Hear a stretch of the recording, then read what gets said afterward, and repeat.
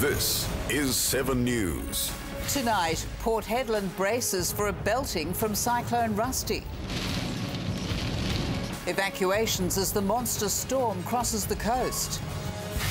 An emotional plea from the parents who lost their son to meningococcal. He was so healthy, then 1 minute he was just gone. And bashed and robbed. An intruder attacks a Perth woman in her bedroom. He said he would kill me. From the studios of 7 Perth, Rick Arden and Susanna Carr. Good evening. Port Hedland is bracing for a direct hit from Cyclone Rusty. The latest tracking has a Category 4 system making land tomorrow evening, with the mining town directly in its path. Grant Taylor is in Port Hedland, which is now on red alert and preparing for the worst. Red alert means Port Hedland is now in lockdown. No one except the police and the emergency services are allowed out on the roads. The entire town is bunkering down, waiting for Rusty to smash its way through. Wayne Ness knows what's coming. Cyclone George tore the roof off his home back in 2007. How are you feeling right now? Mega tense. Earlier on, my friends were going, "Are you okay?" And I'm going, "I'm going to freak out. I'm never staying through another cyclone. I don't even know if I'm going to get through this one, to be honest." Destructive winds up to 195 kilometres an hour were forecast for today. Trees have already started falling. Thousands of homes are without power.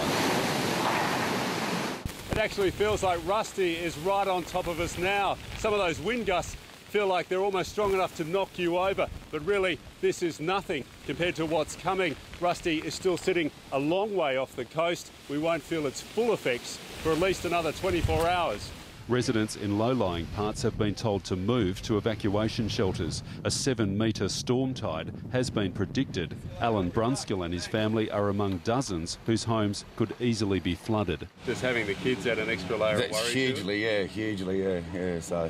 Damaging winds, storm tides, and then there's the rain. More than half a metre is possible over the next 24 to 48 hours. Widespread flooding is expected across the Pilbara. In Port Hedland, Grant Taylor, 7 News. And tonight, Grant Taylor's in Port Hedland, where the community is in lockdown. Well, Rick, we've been watching the conditions here get steadily worse as today has gone on. And if this looks bad to you now, we'll try and imagine winds at more than twice this speed, because potentially that's what we're in for tomorrow. Like everyone else in Port Hedland right now, we're staying very close to our accommodation. My cameraman, David Cooper, is actually standing inside the doorway of our hotel as we're filming this. And by tomorrow morning, I doubt very much if we'll be able to get outside at all. Now, the whole town just has to bunker down tonight and ride this storm out. And we'll have to wait and see, once Rusty passes, exactly what damage has been done. Rick.